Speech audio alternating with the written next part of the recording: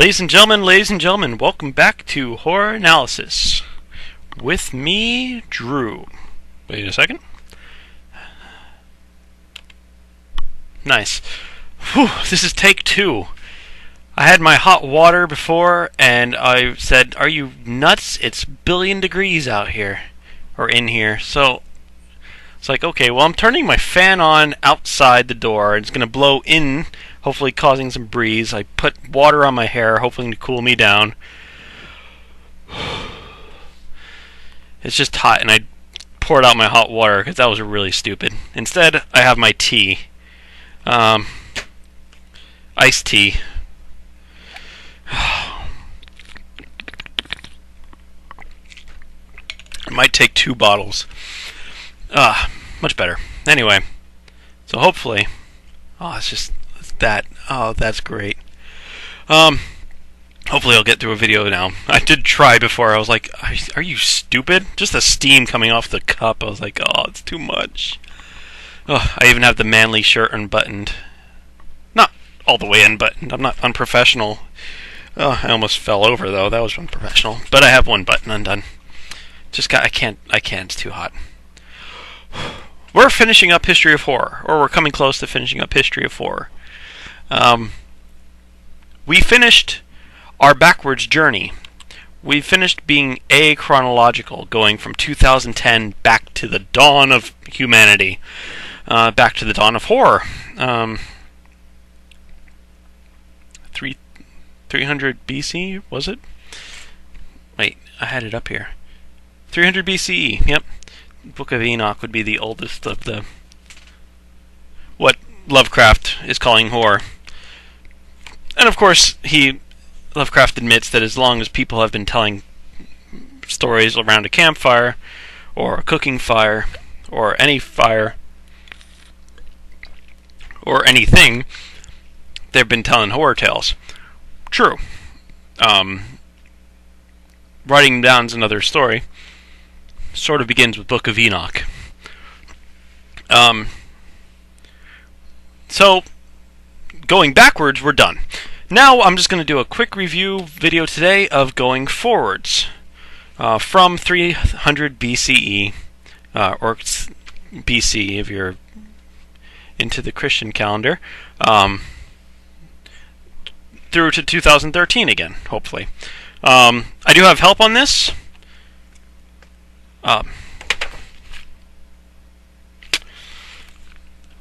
Kingdom of Fear, The World of Stephen King, 17 Essays on the Mastery of Horror by prominent writers, critics, and filmmakers, edited by our buddies Tim Underwood and Chuck Miller. There's one in here that's really good. It's by Leslie Fielder. Well, I had to look up Leslie Fielder. He was one of the preeminent critics and literature people of the 20th century. Died in 2003. And he was a big genre defender. A lot of these critic types, if it's sci-fi or fantasy or horror, or mystery or romance, all the genres, they just say, no, it's not real literature. But this guy was a defender of it. And he wrote Fantasy as Commodity, and let's get my camera started there. Fantasy as Commodity and Myth, Leslie Fielder. Page 49, if you did pick up this book, I did sort of recommend it at the beginning of the class. And it's pretty good. I was reading along, just enjoying the essays. Some of them were about Stephen King, some of them were just about horror in general.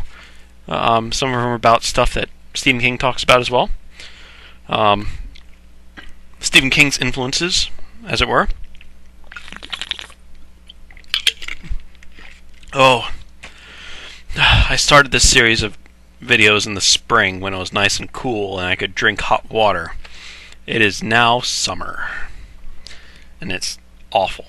I'm ready for snow again. Right. So, in Fantasy as Commodity... what was it? Fantasy is Commodity and Myth. Fielder goes over the basics of horror. And I'm going to do that too. I'm going to go into a little bit more in depth, but this is very succinct. I'm going to be less succinct, but this was very good. I do recommend that one to anyone who's doing it. But for now, I'm just going to sort of toss in my own stuff. So of course, the early days, I don't have any slides today, so you're going to have to look at me. Unfortunately, I wet everything down because I was so warm. Now my beard itches. I should have just shaved it off the other day. Anyway, enough of that about that. So at the beginning, in the dawn of what we're talking about here, people are still telling horror tales to each other. Now they're starting to write some of them down. Most of them are people who are writing stuff down in general are a very vast minority of people. Scribes and writers are sort of a very tiny bit. The people with the ability to write and read are in the vast minority. So we're talking about not many people. And the people that, and of course, pen and paper, papyrus, and whatever they wrote as far as ink goes, or clay tablets, kind of a commodity. You don't want to just write anything. You wouldn't write, these people would be snobs, and they wouldn't write ghost stories that people told around campfires. That would be beneath them. Because paper's expensive. Whatever. You get it? This is also going to be history of the Western world. Hate to be, Eurocentric or Euro-American centric, but I'm going over the next section after history of horror is done. I'm going over horror anthropology, and that's going to be a lot of cross-cultural stuff. I'm going to try to, the horror from the non-Judeo-Christian Muslim tradition. So,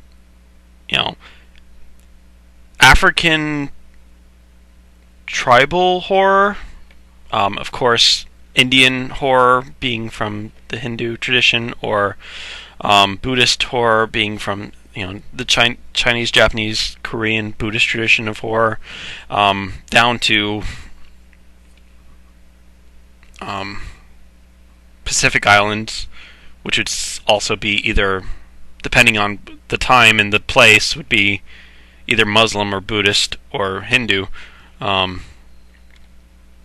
I'll be going over those things in the horror anthropology section. For this section, is basically the European still.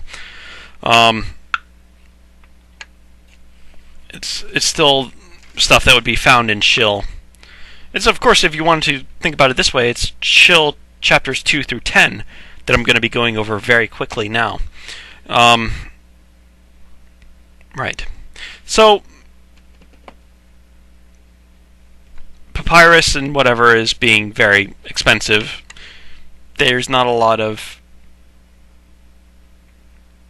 No one's going to be writing down the stories that people are telling around the campfire.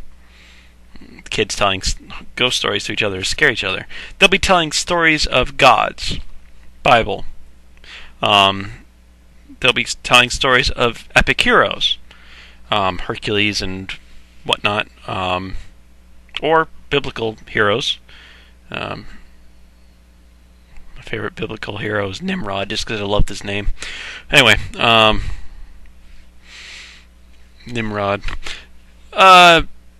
Mighty dude. Judges and stuff like that. Great heroes. Hercules and Odysseus and Achilles. Not that Homer wrote these things down. Well, Homer did, but the stories were far older than Homer. Or the stories weren't written down at Homer. I always get that confused. Was Homer the guy who wrote it down? Or is Homer just the guy who's credited with telling the story in the way?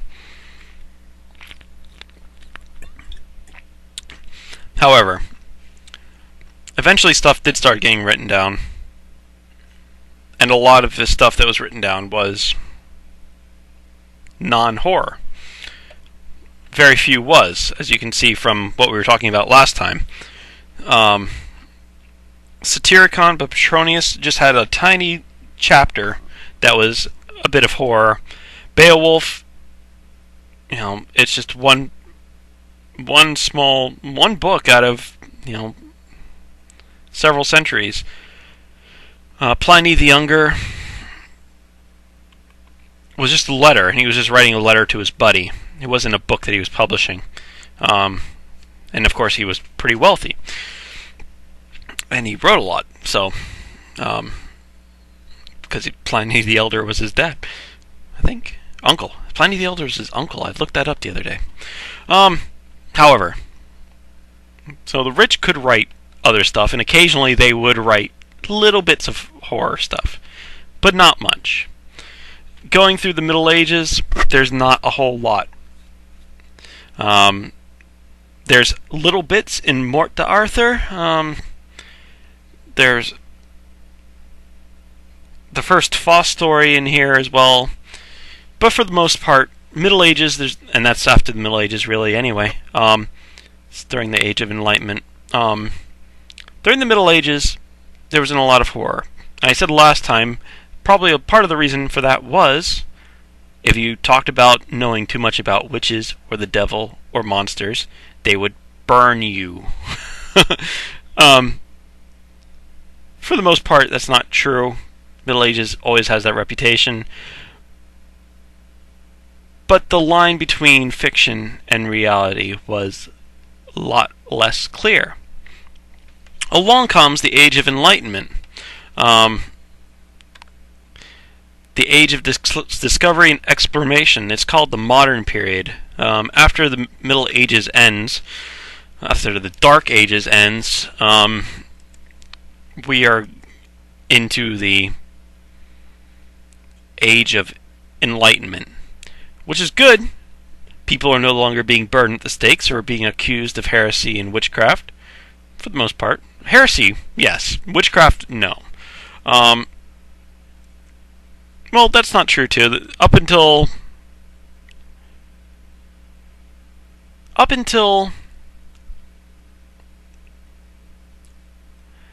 the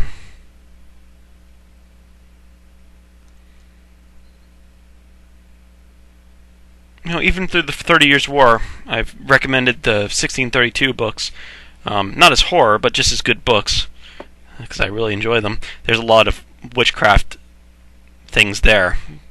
Provincialism and, So, up until the 16-whatevers, there's still stuff going on. So there was at least reticence on people's parts to talk about witchcraft and whatnot. And that was during the modern period. That was the Age of Enlightenment. Age of Enlightenment or Reason was 18th century. Age of Discovery was 1400s. Okay, I'm on Wikipedia in the background here, folks. So forgive me if I make a few mistakes here. So up until the 1700s, 1800s, we're dealing with 1700s. We're dealing with possibility, at least, of having charges brought against you for witchcraft, or this sort of thing. Age of Enlightenment came in 1700s and knocked that out of the way. Said, you're being ridiculous. This is Enlightenment time. Let's get rid of these medieval ideas and start science. And they did. They started science. And science was great. Science is great. And it's curing diseases, and it's doing great stuff. So,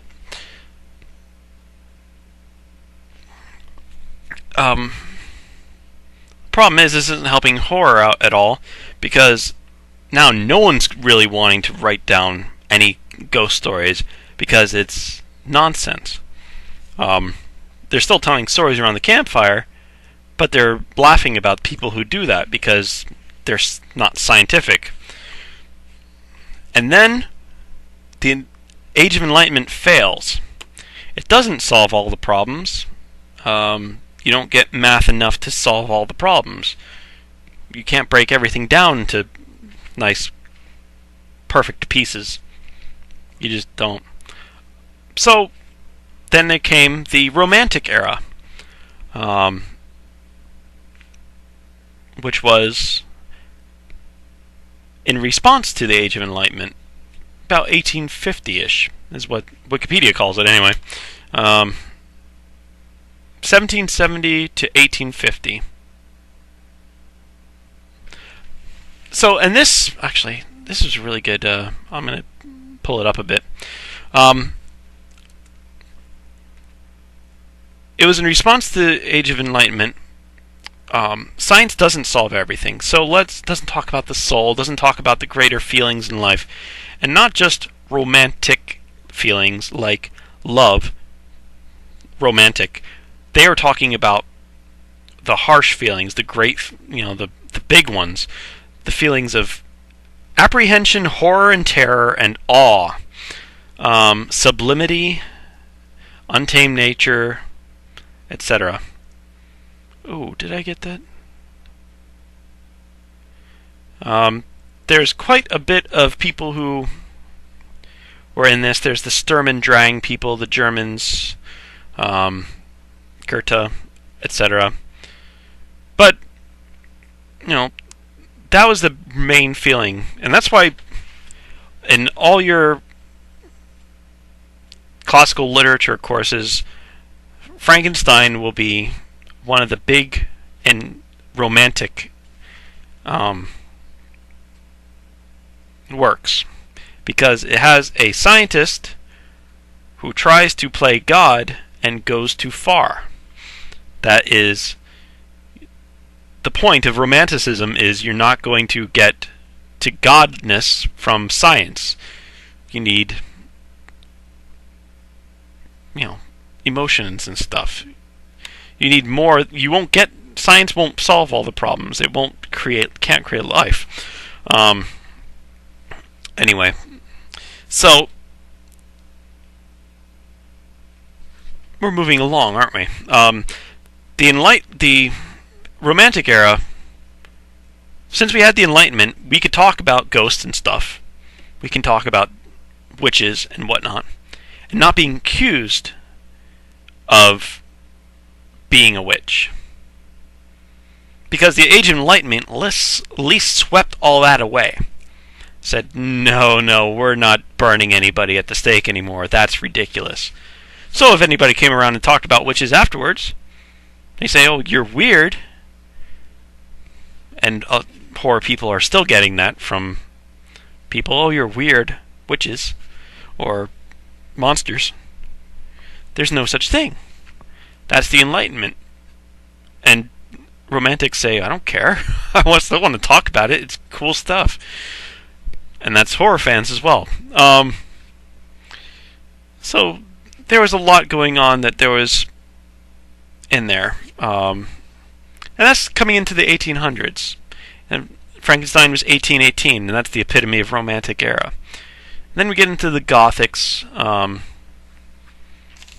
He calls it the Gothic as well. He calls it the Gothic almost primarily. But the early Gothics, that's where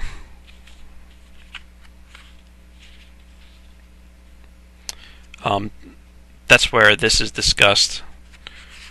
Frankenstein is discussed.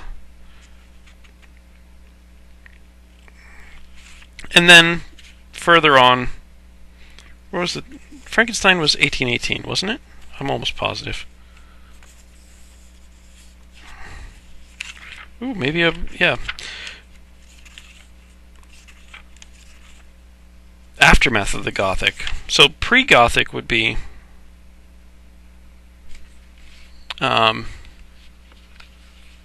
pre-Romantic would be Gothic? I thought I had that backwards. But let's go with it. Well, I'm fuzzy on this, where one begins and one ends. And actually, I saw a little thing in here on the Wikipedia page. What was it? It was called periodicism. periodization for discussion of the tendency to try to fit history into non-overlapping periods. Periodization, that's what it's called. I'm try to avoid periodization because there is overlap, and it's not smooth, and where Enlightenment ends, Romanticism begins. It's not the way things work. There's Romanticism begins back here, and Enlightenment doesn't really end till way later. So it's not smooth. It's not clean cut, and you wouldn't think it would be. All right, so actually, this is probably where this kicks in. Now,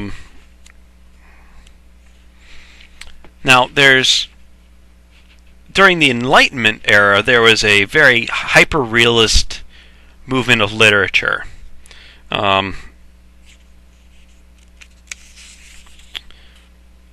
Verisimilitude, the realism. Richardson is an author that he keeps popping up. Samuel Richardson is what Leslie Fielder's talking about. And it's just everything's trying to be as real as possible. That's the point. And then people got tired of it, because what's the point of reading something that's exactly like real life and exactly like everything that everybody else is living? So there was a breakaway, and there's fantastic works. This is a little bit earlier than Frankenstein. This is the lead up to Frankenstein sort of thing, where Anne Radcliffe comes along. This is the Gothic stuff that Lovecraft's talking about. Gothic, the word Gothic would be... It started off as an insult. So there was, the classical world was destroyed. The Roman Empire was destroyed by the Goths, the people from the Germanies and the French and France area that attacked Rome and destroyed the classical Roman Empire. Now, the classical era, which was a little bit before that. Actually, do I have it up here? I don't think I do. Classical era was a little bit before the Romantic era. Classicism, 16th century to 18th century. So, 1500s to 1700s.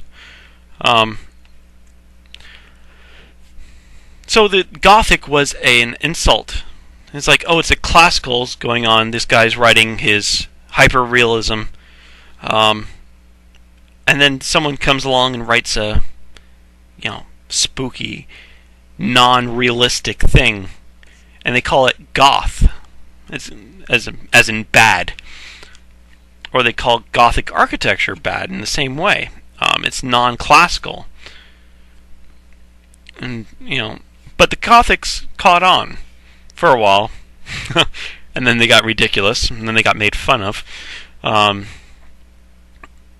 But Anne Radcliffe stuff, Matthew Lewis, that sort of type of thing. And then, of course, got so overwrought and so overdone, pardon me, that people were starting making fun of it, like Anne Radcliffe. Jane Austen was making fun of it in Northanger Abbey, which was a parody, or hostile burlesque, as Fielder calls it. And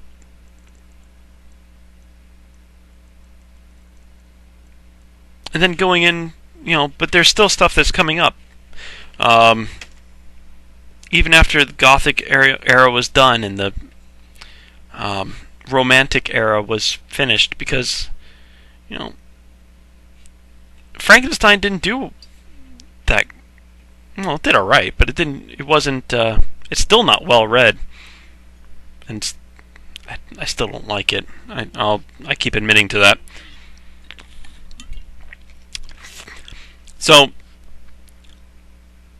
but there wasn't a lot after it sort of died there for a bit. And then just sort of popped up every once in a while, up till the Victorian age. And at the Victorian age, Robert Louis Stevenson had his Dr. Jekyll and Mr. Hyde. Bram Stoker had his Dracula. It was still, H.G. Wells, of course, was in that as well. And they were not writery. They were friendly enough guys, but they weren't trying to say that their work was works of art. They weren't trying to say that. They were just saying, "Oh, I just wrote it. People like it. You may think they're quacks. That's fine." And basically, what their attitude was towards the writers of the time and the books that they wrote. Was it unpretentious?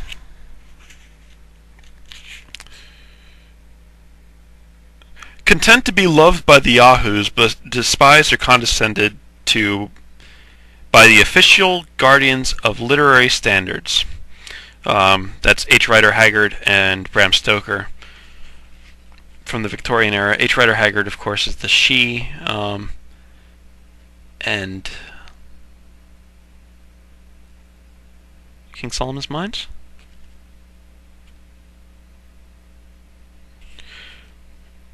And then, creeping myself out here, that fan's going. It's not giving me a whole lot of breeze, but it is making a lot of noises. And then after the Victorian age, things started popping up a little bit more. Of course, during the Victorian age, film was being produced. And of course, the earliest films, a lot of that was horror. George Millet, if I'm pronouncing that right, and all those other guys that we talked about in the 1850s type era, 1890s type era, and the 1910 type era. There's the boundaries of film have been pushed by horror, which is cool.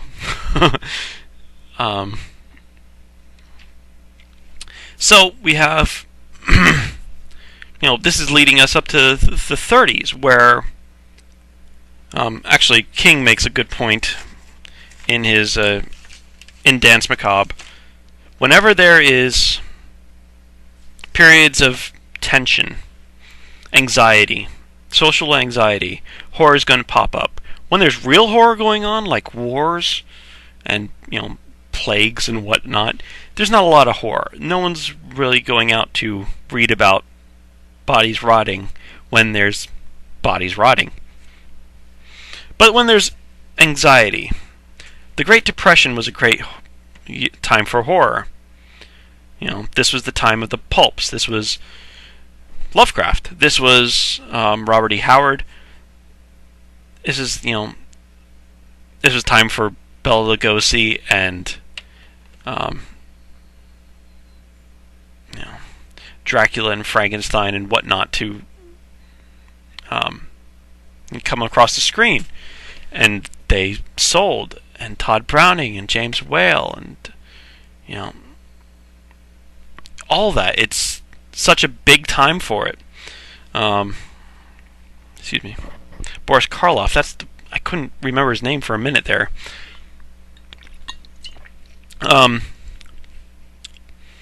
So, during the time, there wasn't real horror. There was people dying, occasionally of starvation, but it wasn't like they were laying out in the street for days on end and rotting on the street. And it was a lot less than, World War II, where there's people dying all over the place. Or earlier great, periods of famine where people would be dying all over the place. Great Depression was just a depressed time. It was rough. It was very anxious. You're anxious about where you're going to get your next meal. And occasionally people starved to death, but not all that often. But it was just a lot of anxiety. So World War II came along, sweeping horror away again. In Europe first, and then in America. And then the 50s came along. 50s, you had, well, first the horror comics era, and then you had the big bug monsters. And those were popular with kids because kids were anxious about stuff. They were worried about bombs because they got bomb drilled in the 50s every day at school, once a week at school. Once a month at school? I'm not sure. I'll have to ask my mom. She was actually in school during that time. How often did you have bomb drills, Mom?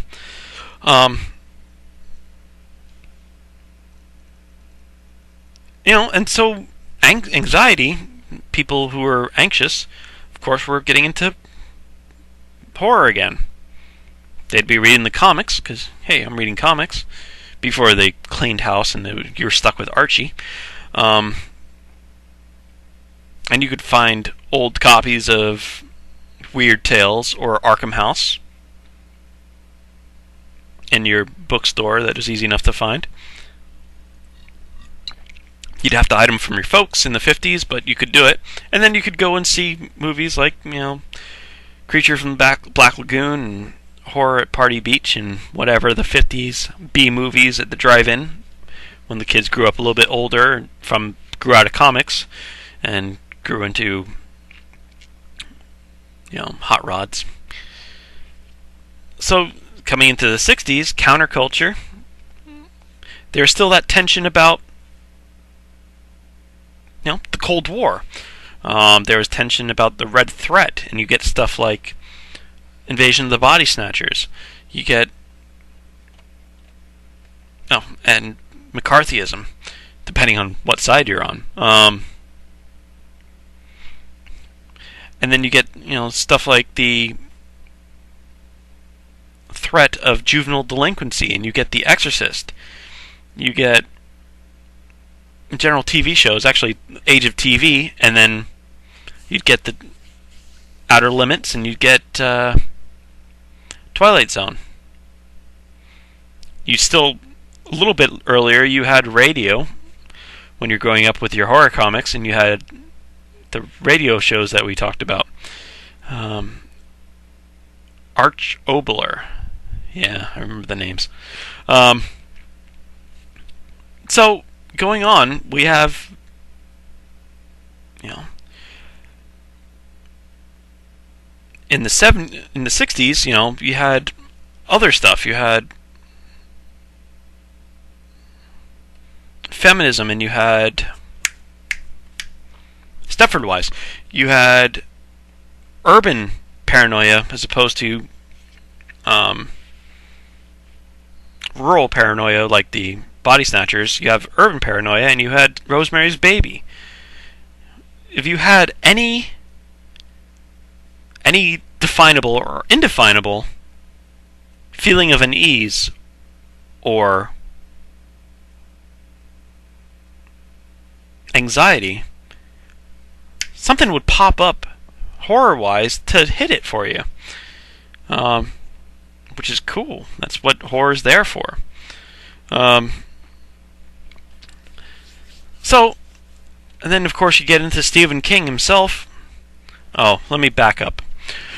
I forgot some stuff. So, as far as major themes of horror go, I did have that documentary on H.P. Lovecraft that I recommended, and Neil Gaiman, and it says that before Lovecraft, there was a sense of living in a overall good world, an overall just world. And Lovecraft turned it. Well, I should go back to Poe, too. Goodness gracious, should I go back to Poe? Yeah, of course, the biggest influence on that was Poe. Poe, of course, being also influential on so many other people. God. It's kind of hard. This is the periodization thing. You don't get.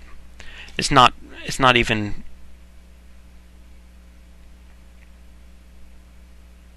There's no starting and stopping point for influence, and then getting the other influences of Europe, Germany, and France mixed in as well. It's going to gets even more difficult.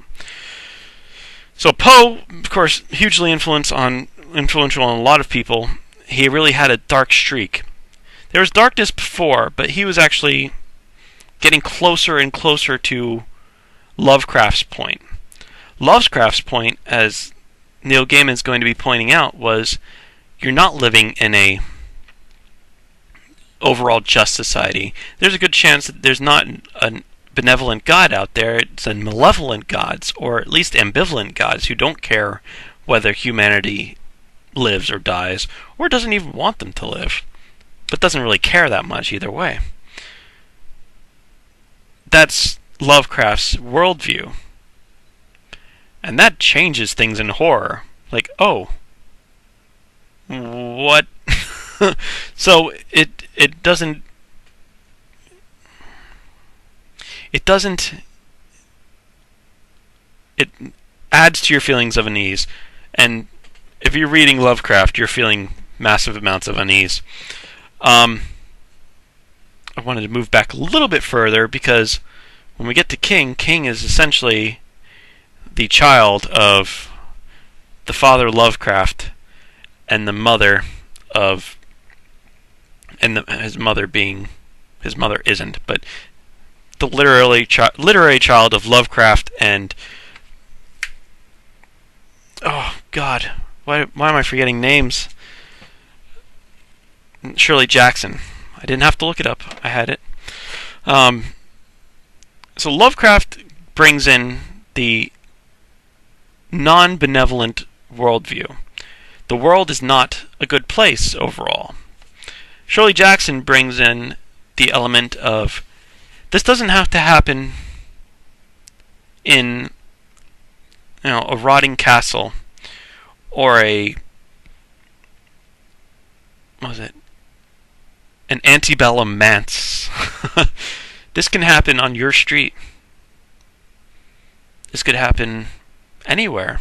It's in the suburbs, in the whatever. So, of course, Shirley Jackson's very influential in that as well. Stephen King takes these two things together, mashes it, and says, okay, on your hometown, you get the full benefit of having a non-benevolent worldview.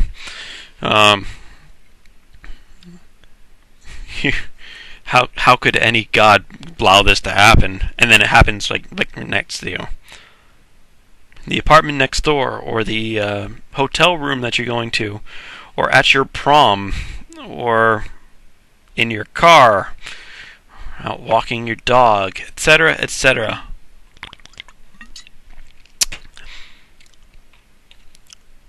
Nowhere's safe, especially when Stephen King gets a hold of you. No one is safe.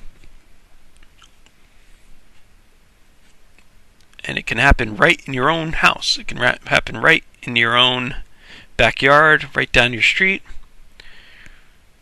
And it's going to be bad. And it's going to be so bad, it's going to make you know that there isn't a benevolent being looking out for humanity. Wow. And that's why Stephen King's popular. Well, besides the fact that he's a fantastic writer, but that's the point. The point of that is, when you get to Stephen King, you get that mixture of the Lovecraft worldview that Neil Gaiman points out in the... Oh, what's the name of the documentary now? I can't remember. I've recommended it enough times. I'm going to have to... Lovecraft... Oh, God, I didn't know. Lovecraft... documentary? Fear of the Unknown. That's what it's called. That Neil Gaiman was talking about, and then you get the Shirley Jackson point. I don't know if it was Wikipedia or Stephen King. I don't know where I got it from, but it's the point that it doesn't have to happen in some crumbling castle, some distant seaside area, Ryla, where that's risen out of the sea, some cyclopean caves in Antarctica, and at the Mountains of Madness. It can happen anywhere. She didn't go as far as to say it could happen in a Lovecraftian way anywhere. That's Stephen King's milieu. But it's cool. Now, I will jump back and talk about quickly the other people who are influential on Lovecraft, because they definitely deserve mention. The four modern masters: Blackwood. Let's see what we have. Blackwood. Let's go in order. Arthur Machen.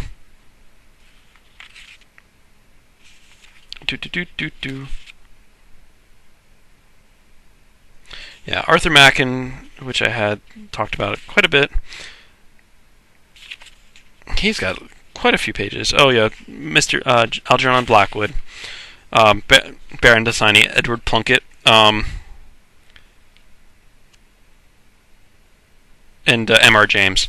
M.R. James is the ghost story king.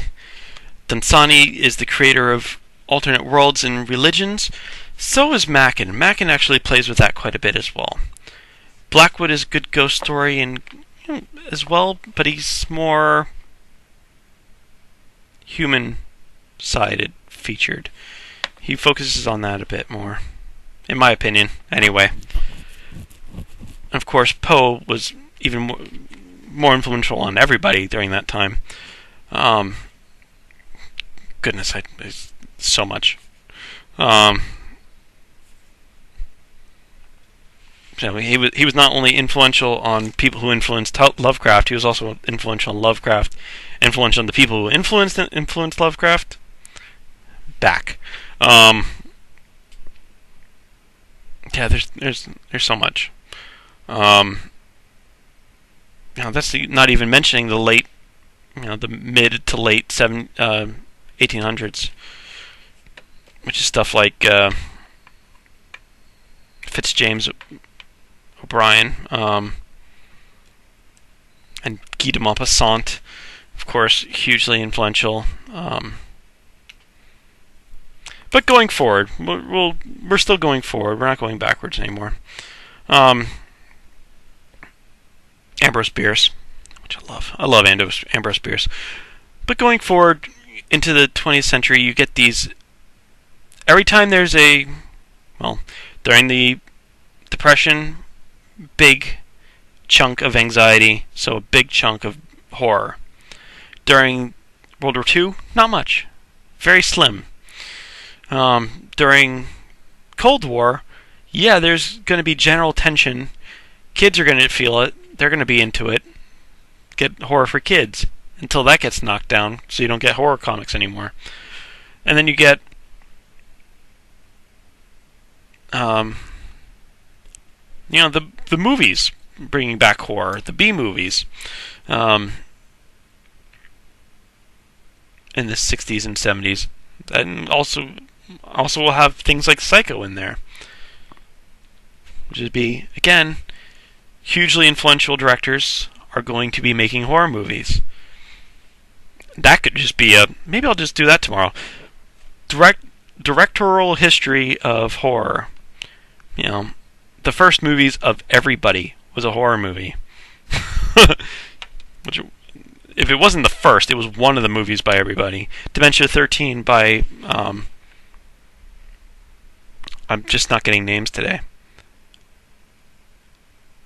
I'm not thinking of it. Why am I not thinking of it?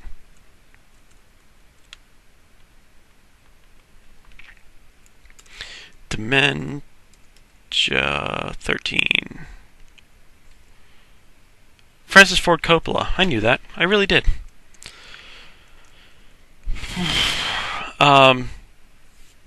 all these influential people doing horror movies. Not just to get a start, it's just, you fall into it. Kubrick did The Shining. Rosemary's Baby was done by... I'm horrible with names today. And he's done a few horror movies, though.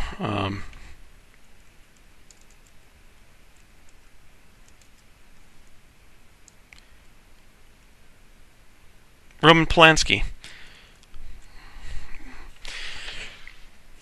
Just got the stuff on there. I don't want pictures.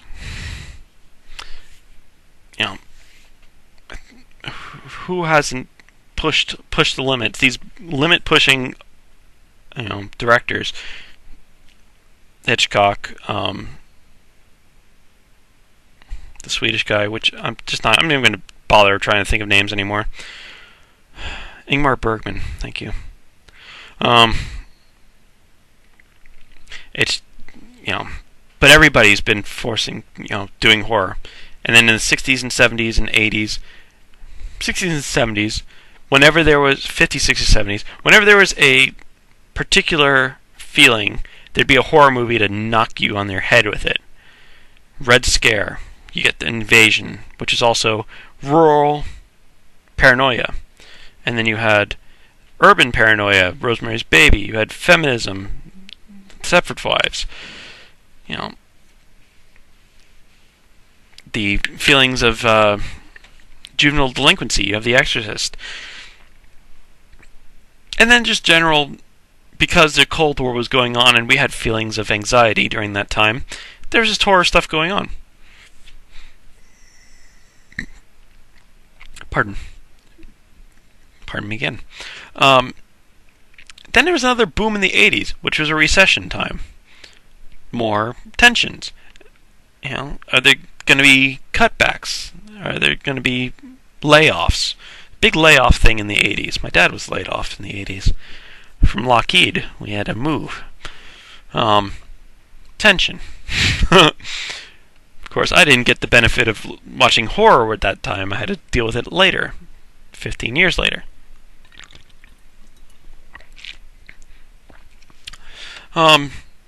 But there was a lot of tension, and guess what? There was a crap load of horror movies. Starting in the 70s, which was, I guess, the beginning of the recession. Oil fears, I suppose. The end of the 60s Flower Children era. This started more, Vietnam War, I guess, would be another one.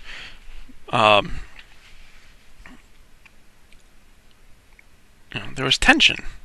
Am I going to get drafted? Yada, yada, yada. Horror stuff is popping up now. Of course, wartime less because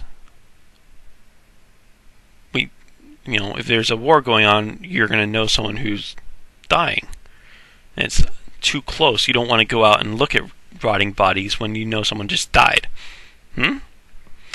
But there's a lot of going on from Britain as well, and the continent, Europe. And then in the 80s, of course, there was recession and whatnot as well. Late 70s, 80s. Slasher movies. You have Texas Chainsaw Massacre, Halloween, Friday the 13th, etc. Into the 80s, you had Freddy and Chucky. Further on, lots of other horror movies. 90s, the Cold War ended in the 90s, or late 80s, early 90s. I guess 89. It's right about there. I don't have the dates in my head actually anymore.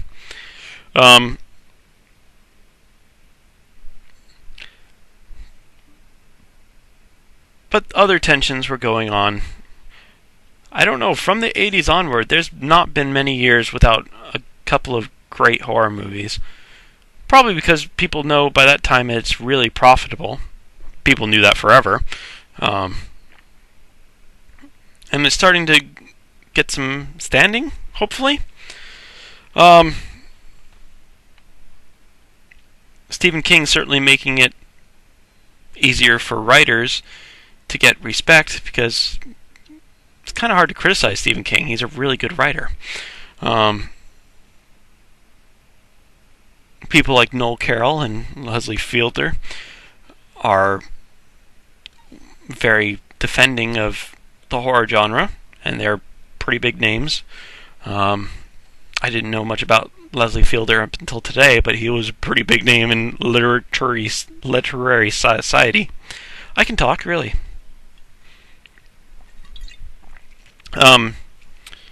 So yeah, it was, and then coming up into the 2000s, well, 90s, you had Scream, you had Return of the Slasher, a lot of remakes, as I've mentioned before. Getting into torture porn again with Audition, then continuing with torture porn into the 2000s with the Saw movies, Hostel, etc., etc., etc. Halloween remakes, Rob Zombie movies in general, torture porn-ish. My fan's making a really weird noise and it's creeping me out. Let's make a ooh. I don't want to hear that. It's freaking scary. Anyway, so if I die now, no, just kidding. And then to 2013, 2010s, I think is still going to be a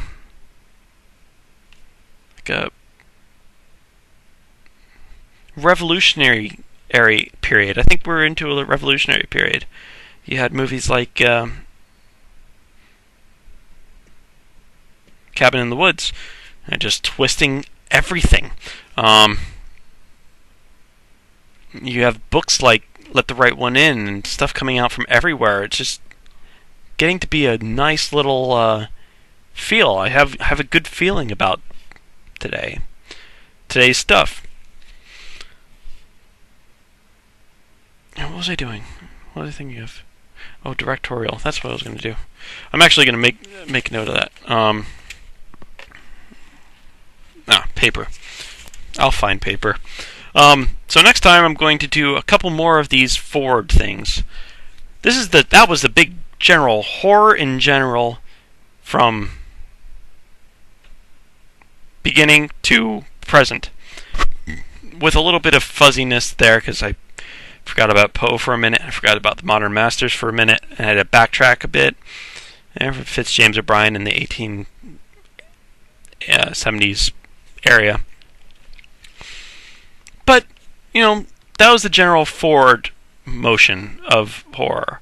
We went into detail with the backward motion of horror. So next time I'm going to do the forward motion of horror, talking about certain things. The Overreachers, the Faust and Frankenstein and Mad Scientist things. Going forward, from the first to the last, most recent. I'll do vampires from first to last, most recent. I'll do what was it? Oh, publishing history, from the chapbooks to the Penny Dreadfuls to Weird Tales and pulps to paperbacks and whatnot to ebooks. And I wanted to do directors. At least do some quick film. I did watch a bunch of filmy stuff over the last couple of weeks. There's a lot more that History of Horror with Mark Gatiss came out actually on YouTube, and I was very glad that it did. And Horror Europa with Mark Gatiss on YouTube as well. It was a Channel 4 documentary, BBC 4 documentaries, 2012, and they were very good. It just dealt with film history of horror, but it also had some good stuff in it. It had a lot of good interviews with people who were around during the time, even if they're close to 100. Anyway, it was good stuff, and I think we're pretty good here. And that will be once I'm done tomorrow, or will I do it tomorrow? Yeah, I'll try to do it tomorrow. Once I'm done tomorrow, that'll be the end of History of Horror. Can you believe it? And we'll finally be able to go into something else, like horror anthropology. and then non-narrative horror, and then I'll be done. Can you believe that? Yeah. Horror anthropology, I'm really looking forward to, just because no one's done it. So, all right. My name is Drew. Thanks for watching Horror Analysis. Have a great night. See you next time. Go into a little bit more in depth, but this was very succinct. I'm going to be less succinct, but this was very good. I do recommend that one to anyone who's doing it. But for now, I'm just going to sort of toss in my own stuff. So of course, the early days, I don't have any slides today, so you're going to have to look at me. Unfortunately, I wet everything down because I was so warm. Now my beard itches. I should have just shaved it off the other day. Anyway, enough of that about that. So at the beginning, in the dawn of what we're talking about here, people are still telling horror tales to each other. Now they're starting to write some of them down. Most of them are people who are writing stuff down in general are a very vast minority of people. Scribes and writers are sort of a very tiny bit. The people with the ability to write and read are in the vast minority. So we're talking about not many people. And the people that, and of course, pen and paper, papyrus, and whatever they wrote as far as ink goes, or clay tablets, kind of a commodity. You don't want to just write anything. You wouldn't write, these people would be snobs, and they wouldn't write ghost stories that people told around campfires. That would be beneath them. Because paper's expensive. Whatever. You get it? This is also going to be history of the Western world. Hate to be, Eurocentric or Euro-American centric, but I'm going over the next section. After history of horror is done, I'm going over horror anthropology. And that's going to be a lot of cross-cultural stuff. I'm going to try to, the horror from the non-Judeo-Christian Muslim tradition. So, African tribal horror, of course, Indian horror being from the Hindu tradition, or Buddhist horror being from the Chinese, Japanese, Korean, Buddhist tradition of horror, down to Pacific Islands, which would also be either, depending on the time and the place, would be either Muslim or Buddhist or Hindu. But I'll be going over those things in the horror anthropology section. For this section, is basically the European still. It's still stuff that would be found in Shill. It's, of course, if you wanted to think about it this way, it's Shill. Ladies and gentlemen, welcome back to Horror Analysis. With me, Drew. Wait a second. Nice. Whew, this is take 2. I had my hot water before, and I said, "Are you nuts? It's billion degrees out here." Or in here. So, it's like, okay, well, I'm turning my fan on outside the door, and it's going to blow in, hopefully causing some breeze. I put water on my hair, hoping to cool me down. It's just hot, and I poured out my hot water, because that was really stupid. Instead, I have my tea. Iced tea. I might take 2 bottles. Much better. Anyway, so hopefully, it's that. Oh, that's great. Hopefully I'll get through a video now. I did try before. I was like, are you stupid? Just the steam coming off the cup. I was like, oh, it's too much. Oh, I even have the manly shirt unbuttoned. Not all the way unbuttoned. I'm not unprofessional. Oh, I almost fell over though. That was unprofessional. But I have one button undone. I can't. It's too hot. We're finishing up History of Horror, or we're coming close to finishing up History of Horror. We finished our backwards journey. We finished being chronological, going from 2010 back to the dawn of humanity, back to the dawn of horror. 300 BC, was it? Wait, I had it up here. 300 BCE, yep. Book of Enoch would be the oldest of the what Lovecraft is calling horror. And of course, Lovecraft admits that as long as people have been telling stories around a campfire, or a cooking fire, or any fire, or anything, they've been telling horror tales. True. Writing down's another story. Sort of begins with Book of Enoch.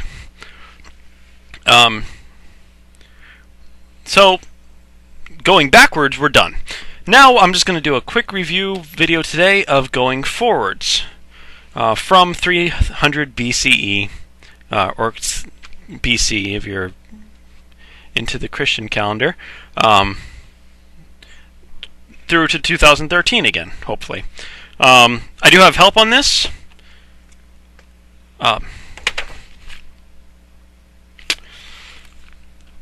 Kingdom of Fear, The World of Stephen King, 17 Essays on the Mastery of Horror by prominent writers, critics, and filmmakers, edited by our buddies Tim Underwood and Chuck Miller.